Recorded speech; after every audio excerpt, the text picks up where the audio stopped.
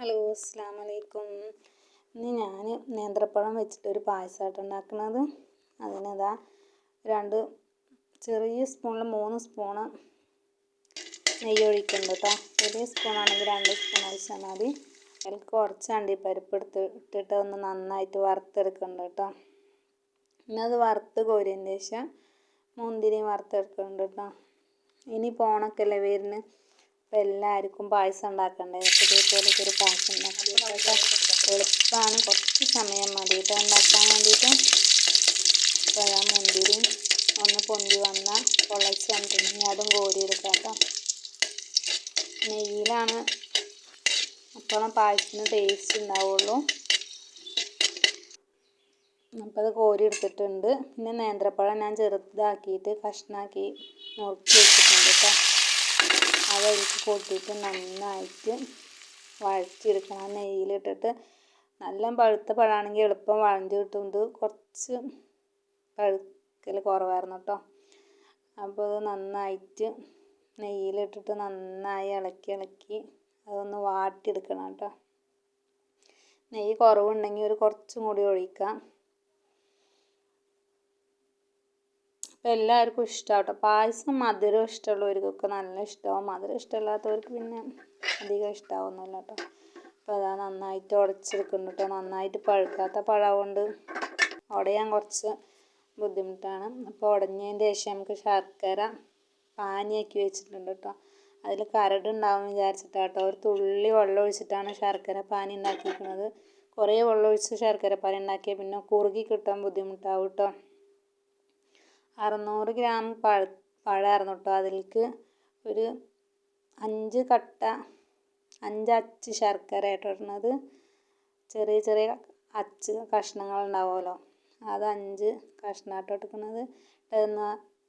നല്ല മധുരം ഉണ്ടായിരുന്നു. അത് നന്നായിട്ട് ഉരുക്കി ഒഴിച്ചു കൊടുത്താൽ കേട്ടോ. മധുരം കുറവുള്ളവർക്ക് ശർക്കര കുറവാക്കി എടുത്താൽ മതി. ഒരു നുള്ളു ഉപ്പ് ഇടുന്നുണ്ട് കേട്ടോ. പിന്നെ ശർക്കര പാനിയിൽ കടന്നിട്ട് നന്നായി ഒന്ന് കുറുകി കിട്ടണം.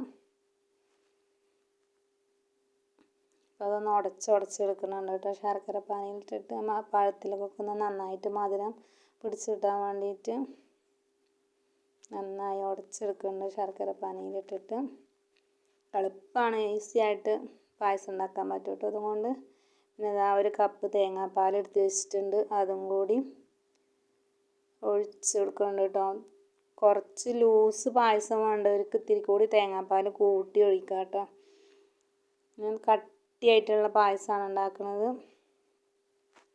അപ്പോൾ ഇത് നന്നായിട്ട് ഞാൻ അതിൽ കടന്നൊന്ന് കുറുകി കിട്ടണം കേട്ടോ. തേങ്ങാപ്പാലും ശർക്കരയും പഴവും ഒക്കെ കൂടി ഒന്ന് കുറുകി വരുമ്പോൾ നല്ല ടേസ്റ്റ് ഉണ്ടാവും. അപ്പോൾ അത് എളുപ്പം കുറുകി കിട്ടും കേട്ടോ. ഒരുപാട് സമയമൊന്നും കുറുക്കാൻ നിൽക്കുകയൊന്നും വേണ്ട. കുറച്ച് സമയമാകുമ്പോൾ ഒരു 5 മിനിറ്റ് ആകുമ്പോൾ തന്നെ അത് കുറുകി കിട്ടും.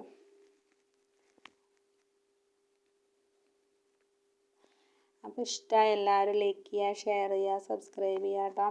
പായസം ഉണ്ടാക്കാത്തവരൊക്കെ ഒന്ന് ഉണ്ടാക്കി വെക്കുക.